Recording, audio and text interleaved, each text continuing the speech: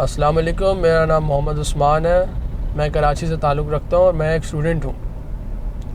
पिछले 4 साल से मेरे पास ये Toyota Land Cruiser Prado TZ full edition वाला मॉडल है। इससे पहले मेरे पास टोयोटा सर्फ हुआ करती थी। आपको बताता चलूँ कि ये 2005 का मॉडल है और पाकिस्तान में इस मॉडल के अंदर एक 2.7 लीटर इंजन आता था और एक 4.0 लीटर इंजन भी आता था। इसके अलावा एक डीज़ल वाला वेरिएंट भी पाकिस्तान में आता है। हम जिसका रिव्यू आज कर रहे हैं वो 3.4 लीटर V6 इंजन है। इसके बारे में आपको बताता चलूँ कि ये गैसोलीन इंजन है और it's also known as the 5VZ engine. It produces up to 250 horse power and it is paired with 5-स्पीड ऑटोमेटिक ट्रांसमिशन। अगर आप अपनी गाड़ी बेचना चाहते हैं तो पार्क व्हील्स पर अभी ऐड लगाएं। डे लाइट में पिक्चर्स लें, ऐड पर गाड़ी की मुनासिब कीमत रखें, गाड़ी की मुकम्मल तफसील लिखें और एक्टिव फोन नंबर देकर ऐड पोस्ट कर दें। क्विक ऑफर के लिए अपना ऐड फीचर करवाएं और 40 लाख जेन्युइन खरीदारों तक रसाई हासिल करें। ये गाड़ी हमने 2017 के अंदर परचेज़ की थी और इट केम अराउंड 48 लाख। शुरू से हमारी म्यूचुअल अंडरस्टैंडिंग यही थी कि हम एक SUV ढूंढेंगे मार्केट के अंदर जो जेन्युइन कंडीशन में होगी और जिसकी कंडीशन हमें सही मिल जाए। बट जब हम परचेज़ इसको कर रहे थे तो हमारे माइंड में कुछ और भी ऑप्शंस थे, जैसे कि लेक्सस RX 450। बट हमने टोयोटा प्राडो को इसलिए कंसिडर किया है क्योंकि ये हमें one of its own kind और इन इमैक्युलेट कंडीशन मिल गई थी। ये ओवरऑल जेन्युइन थी तो इसलिए हमें पसंद भी आई और हमने इसको फौरी परचेज़ कर लिया था। इसके साथ साथ मैं एक बात ऐड करना चाहता हूँ कि ये व्हीकल एक JDM है तो ये लोकली प्रोड्यूस नहीं होती। और as you all know JDM के साथ एक वर्ल्डली बात कनेक्टेड है कि ये रिलायबिलिटी और क्वालिटी में नंबर 1 पे होती हैं। इसकी एक्सटीरियर की बात करें तो फ्रंट लुक अगर हम इसका देखें तो आपको फ्रंट पे एक काफ़ी बोल्ड ग्रिल दिखेगी जिसके इर्द गिर्द पूरा क्रोम का काम हुआ है। उसके साथ साथ इसके अंदर हेडलाइट्स में अगर आप देखें तो एक रिफ्लेक्टिव हेलोजन बल्ब वाली हेडलाइट्स दी गई हैं जिसके अंदर पार्किंग लाइट्स और इंडिकेटर मौजूद हैं। बम्पर में फॉग लैंप्स दिए गए हैं और बैक और फ्रंट दोनों बम्पर्स के अंदर इसके एक्सटेंडेड बॉडी किट लगी हुई है। इसके अगर साइड पे आप अगर देखें स्टॉक इसके अंदर 17 इंचेस अलॉय रिम आते हैं विद द 265 डनलॉप टायर। इसके इंटीरियर की तरफ अगर आप आएँ तो आपको ये कहीं से फील नहीं होगा ये गाड़ी जो है वो ओल्ड स्कूल है। इसके अंदर आपको वो सारे फीचर्स मिलेंगे जो एक नई SUV के अंदर हैं। जैसे कि आप देखें तो इसके अंदर ड्यूल जोन क्लाइमेट कंट्रोल की नॉब्स दी गई हुई हैं। उसके अलावा इसका इंफोटेनमेंट सिस्टम है, उसके अंदर AC कंट्रोल्स दिए हुए हैं, बैक कैमरा का व्यू दिया गया है और जो आपका प्लेयर है DVD प्लेयर या जो भी आपका म्यूज़िक प्लेयर है उसका व्यू भी आपको इसी के अंदर मिलेगा। ऑब्वियसली ये पुराने मॉडल होने की वजह से इसके अंदर एक CD चेंजर दिया गया था बट हमने एक थर्ड पार्टी कंपनी का चेंज करके इसके अंदर एक दूसरा प्लेयर लगा दिया गया। अगर आप देखें तो इसका डैशबोर्ड और डोर पैनल्स उन सब में सॉफ्ट टच पैनल्स जो हैं वो दिए गए हैं। डैशबोर्ड के अंदर भी जो है लेदराइट मटेरियल है और इसी तरह दरवाज़ों के अंदर भी लेदराइट मटेरियल दिया। इसके साथ साथ अगर आप देखें तो आपको इंफोटेनमेंट सिस्टम के नीचे सारे एनालॉग बटन्स मिलेंगे ड्यूल जोन क्लाइमेट कंट्रोल के और भी दीगर जितने भी ऑप्शंस हैं वो सब आपको एनालॉग बटन्स डेडिकेटेड बटन्स मिलेंगे। इसके अगर इंटीरियर की आप बात करें दोबारा तो आप जैसे कि देख सकते हैं कि टीक वुड जो है आप गाड़ी में काफ़ी जगह स्पॉट ऑन कर सकते हैं, डोर्स पे भी और स्टीयरिंग पे भी, साइड पैनल्स पे। इससे फ़ायदा ये है आपका कि आप जब भी इसको ड्राइव करें तो आपको एक होम फीलिंग आती है। इसके अलावा इस गाड़ी के अंदर जो है यूज़र के लिए काफ़ी ईज़ है। अगर हम नई SUVs पाकिस्तान में जितनी आ रही हैं उसके बारे में बात करेंगे तो उसमें जब भी कोई ड्राइवर उसको ड्राइव करता है तो ऐसे लगता है जैसे कि वो रोबोट में बैठा हुआ है और काफ़ी मुश्किल है यूज़र के लिए कुछ ऑप्शंस इस्तेमाल करना। इसके अंदर ऐसा कुछ भी नहीं है, काफ़ी ज़्यादा इजी टू एक्सेस है सब चीज़ों के और इसके अलावा हर चीज़ जो है वो रिलायबल है अपने पॉइंट पर, अपनी जगह पर आसान है करने को। इसके इंटीरियर की तरफ अगर आप आएँ तो आपको इसके कंफर्ट लेवल में सबसे पहले सीट्स दिखेंगी। इसकी सीट्स जो है वो सारी लेदराइट है और बहुत अच्छी इनकी कुशनिंग हुई हुई है। उसके अलावा ओवरऑल सारी हीटेड सीट्स हैं तो सर्दियों में जो लोग नॉर्दर्न एरियाज़ में टूर करना चाहते हैं उनके लिए काफ़ी फ़ायदेमंद है। अच्छा, फ्रंट सीट्स पे अगर इसका हेडरूम देखा जाए तो मैं ख़ुद 5'11" मेरी हाइट है और आप देख सकते हैं मुझे कोई इतना इशू हो नहीं रहा।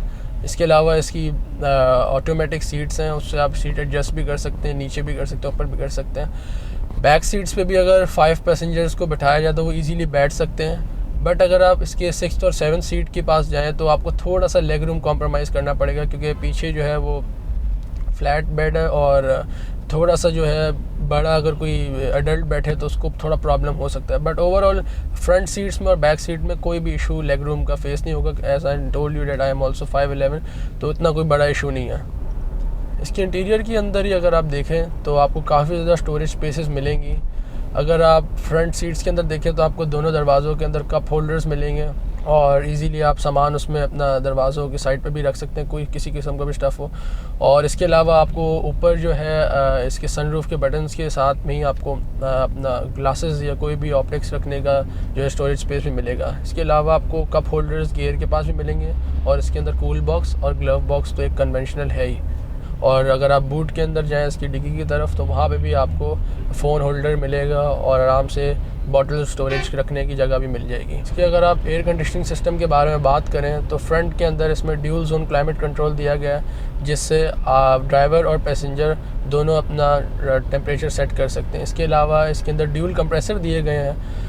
उसकी फ़ायदा ये है कि इस गाड़ी में पीछे तक एयर वेंट्स दिए गए हैं, तो जो भी अगर मुसाफिर जो पैसेंजर्स पीछे बैठे हुए हैं उनको भी कोई प्रॉब्लम महसूस नहीं होगा कूलिंग। और जैसे कि आप लोगों को पता है कराची में गर्मी जो है वो बहुत सख्त पड़ती है, तो एज सच मुझे आज तक कोई भी इतना प्रॉब्लम फेस नहीं हुआ एसी के परफॉर्मेंस के अंदर। ये एक TZ मॉडल है 3.4 लीटर, तो इसके अंदर जो है आपको वो सारे फीचर्स मिलेंगे जो कि TX लिमिटेड में नहीं होते हैं, जैसे कि इसके अंदर sunroof, cruise control, height control और DAC के ऑप्शंस मौजूद हैं। इस गाड़ी के बारे में काफ़ी चीज़ें जो हैं वो मुझे पसंद हैं। फ़र्स्ट ऑफ़ ऑल इस गाड़ी के अंदर आपको जैसे कि पता है 2005 मॉडल है, गाड़ी का मॉडल थोड़ा पुराना है, बट इसके अंदर वो सारे फीचर्स मौजूद हैं जो आजकल की नई एंट्री लेवल SUVs जितनी भी पाकिस्तान में आ रही हैं उन सब में जो फीचर्स लेटेस्ट आ रहे हैं वो सब इसके अंदर मौजूद हैं। इसके अलावा इस गाड़ी की रिलायबिलिटी के ऊपर अगर बात करें तो वो काफ़ी जो है बेहतर है बाकी गाड़ियों से। फर्स्ट ऑफ़ ऑल इसकी जितने भी पार्ट्स हैं और जितने भी आपके मैकेनिकल प्रॉब्लम्स होते हैं वो इजीली सॉल्व हो सकते हैं आपके all over the Pakistan.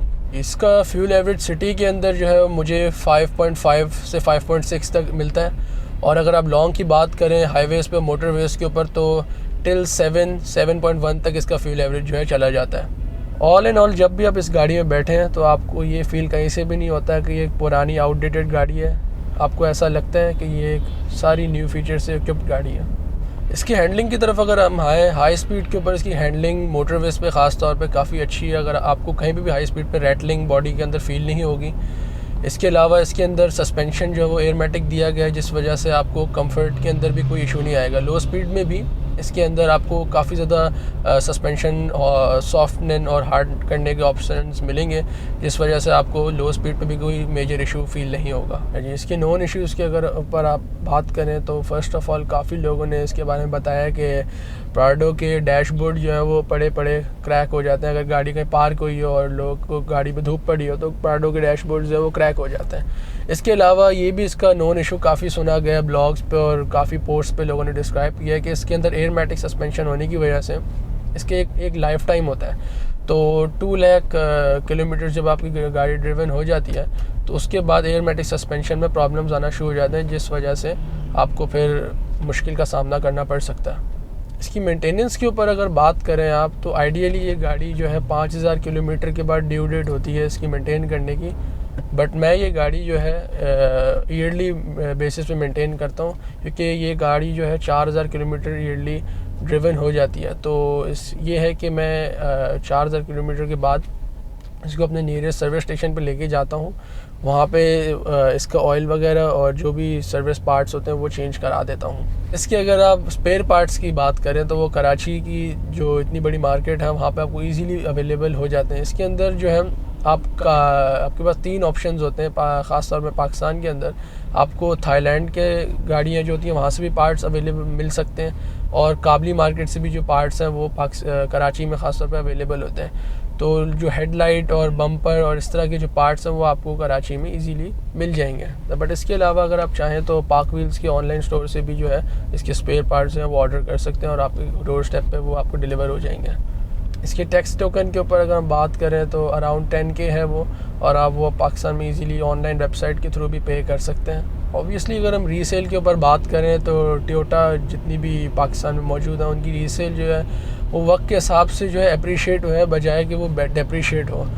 Personally मैंने भी पाक व्हील्स की कुछ सर्विसेज जो है वो यूज़ की हैं, जैसे पाक व्हील्स का सेलिंग फ़ीचर जो है वो मैंने यूज़ किया। पिछले आई थिंक मैंने अपनी फैमिली में 2 से 3 गाड़ियाँ पाक व्हील्स के ऊपर जो है वो सेल आउट कराई हैं। इसके अलावा पाक व्हील्स का ऑनलाइन स्टोर जो उन्होंने नया ऐड ऑन किया है वो भी मैंने यूज़ किया है, और आई थिंक उनकी सर्विस बहुत अच्छी है कि आप फ्रीक्वेंटली जो भी आपका सामान हो वो आप कन्वीनियंटली मंगवा सकते हैं अपने डोर स्टेप पे। और अगर आपको इस तरह की गाड़ी चाहिए तो आप पाक व्हील्स पे इसकी लिस्टिंग चेक करें, आपको पूरे पाकिस्तान से सारे एड्स दिखेंगे। इसके अलावा अगर आपको कोई गाड़ी पसंद आ जाती है तो आप पाक व्हील्स की इंस्पेक्शन सर्विस बुक करें, आपको एक अनबायस रिपोर्ट उस गाड़ी के ऊपर मिलेगी, और अगर आप वो गाड़ी पसंद करते हैं तो आप वो गाड़ी आसानी से परचेज़ भी कर सकते हैं। यहाँ पे मैं रिव्यू को कंक्लूड करता हूँ। आई होप सब व्यूअर्स को ये रिव्यू अच्छा लगा होगा और इन्फॉर्मेटिव लगा होगा। हमारे चैनल पाक व्हील्स को सब्सक्राइब कीजिए और बेल आइकन को प्रेस कीजिए। अपना ख्याल रखिएगा। अल्लाह हाफ़िज़। पाकिस्तान जिंदाबाद।